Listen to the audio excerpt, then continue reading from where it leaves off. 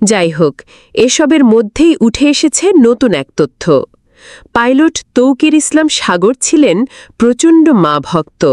মা সালেহা খাতুনের জন্য ছিল তার অন্তহীন মমতা আর গভীর ভালোবাসা। অল্প কয়েকদিনের ছুটি পেলেই রাজশাহীতে মায়ের কাছে ছুটে আসতেন। কর্মস্থলে সুযোগ পেলেই খোঁজ নিতেন মায়ের। রাজশাহীর বাসায় এলেই মায়ের গলা ধরে ঘুমাতেন। পরিবারের সদস্য ও নিকট আত্মীয়দের সঙ্গেও তার ছিল গভীর আত্মার সম্পর্ক। ছিলেন অমায়িক আচরণের, মানবিক ও বিনয়ী একজন মানুষ। এসব কথা বলতে বলতে কান্নায় ভেঙে পড়েন তৌকিরের নানা, ৭৫ বছরের বৃদ্ধ আজিজুর রহমান।